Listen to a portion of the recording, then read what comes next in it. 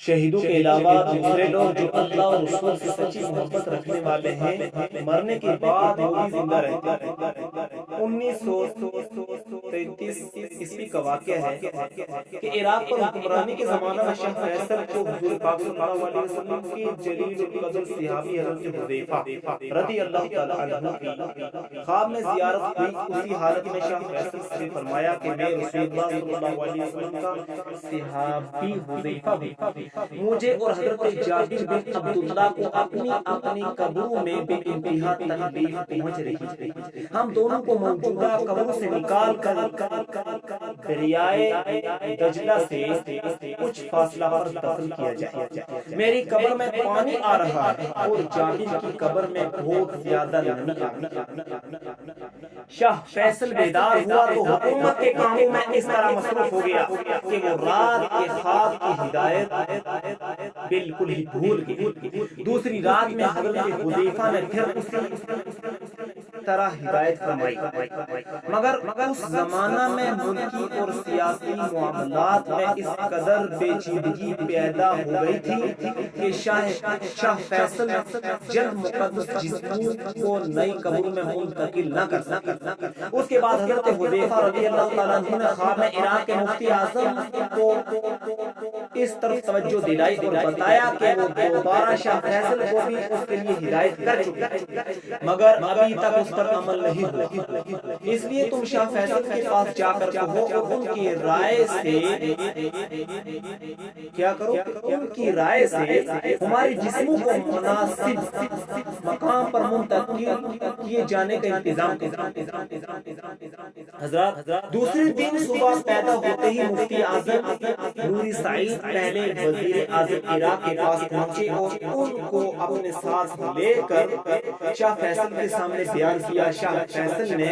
ان کی تائید کی اور کہا بے شک مسلسل 2 رات مجھے اس کی ہدایت کی گئی، مگر میں اب تک کچھ تو سیاسی الجھنوں اور کچھ مذہبی پابندیوں کے سبب اس کی طرف توجہ نہ کر سکا۔ اس کے بعد مفتی اعظم سے کہا گیا کہ اگر آپ اس کے متعلق فتویٰ صادر کر دیں تو میں فوراً ان حضرات صحابہ کے مقدس جسموں کو مناسب مقام پر دفن کرا کے مزار تعمیر کرنے کا مکمل انتظام کر دوں گا۔ مفتی اعظم نے اپنی آنکھوں سے ان قبروں کو دیکھا، در حقیقت قبروں تک دریائے دجلہ کا پانی پہنچ چکا تھا اور یہ اندیشہ پیدا ہو گیا تھا کہ اگر ان صحابہ کرام کے مبارک جسم کو جلدی دوسری جگہ منتقل نہ کیا گیا تو ممکن ہے کچھ دنوں بعد دریائے دجلہ کا سیلاب ان کو بہا لے جائے۔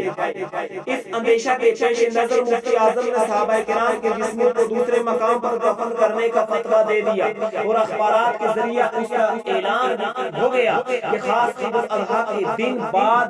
نماز ظہر مذکورہ صحابیوں کی قبریں کھولی جائیں گی اور ان کے بابرکت جسموں کو ایک دوسری جگہ پر دفن کر دیا جائے گا۔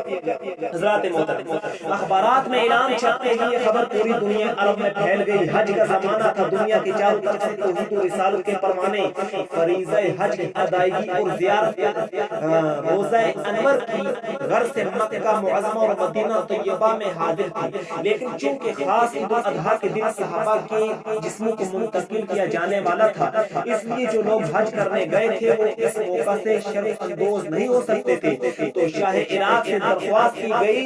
کہ ان دونوں صحابیوں کی قبروں سے ان کے جسموں کو اس وقت نکالا جائے جب حج کا زمانہ گزر جائے تاکہ تمام ملکوں کے مسلمان اس سعادت مند میں حصہ لے سکے۔ شاہ نے تاریخ کی تبدیلی قبول کر اور یہ اعلان کر دیا گیا کہ مقدس جسم کو منتقل کرنے کا کام ذی الحجہ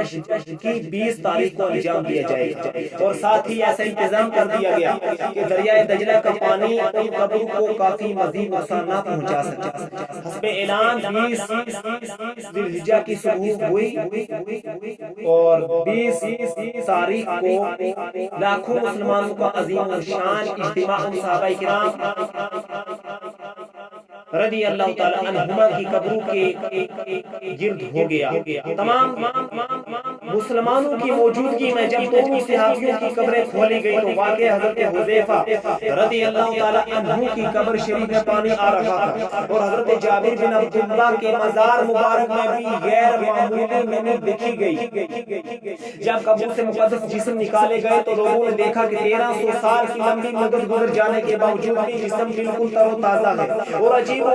غریب خوشبو سے مہک رہے ہیں۔ ایسا معلوم ہوتا تھا کہ ان بزرگوں کو وصال فرمائے ہوئے شاید مشکل سے چند گھنٹے ہوئے ہوں گے۔ ان کے چہروں پر ایسا نور پھیلا ہوا تھا کہ دیکھنے سے قلب و نظر کو سرور حاصل ہوتا تھا اور ان پر نظر نہیں ٹھہر سکتی تھی، یہاں تک کہ کفن کا کپڑا بھی بالکل تازہ معلوم ہوتا تھا اور ریش مبارک داڑھی کے بال بالکل سلامت تھی۔ اور ایک بات یہ بھی نہایت عجیب ہوئی کہ حضرت حذیفہ رضی اللہ تعالیٰ عنہ کے جسم مبارک اٹھانے کے لیے اسٹریچر کو سامنے لایا گیا تو کسی کو ہاتھ لگانے کی ضرورت پیش نہیں آئی، بلکہ وہ خود بخود اسٹریچر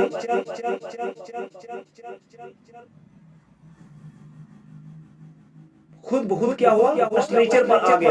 اور حضرت جابر رضی اللہ تعالیٰ عنہ کا جسم اقدس بھی ایسے ہی آ گیا، ہاتھ لگانے کی ضرورت نہیں ہوئی۔ ان دونوں جسموں کو اس کے بعد 2 شیشے کے تابوتوں میں رکھ دیا گیا اور پھر بڑی احتیاط کے ساتھ نئے مزارات میں دفن کر دیا گیا۔ اس موقع پر شاہ فیصل، مفتی اعظم، وزیر اعظم اور دوسرے ملکوں کے بڑے بڑے امراء و سفراء بھی موجود تھے۔ جب یہ واقعہ اخبارات کے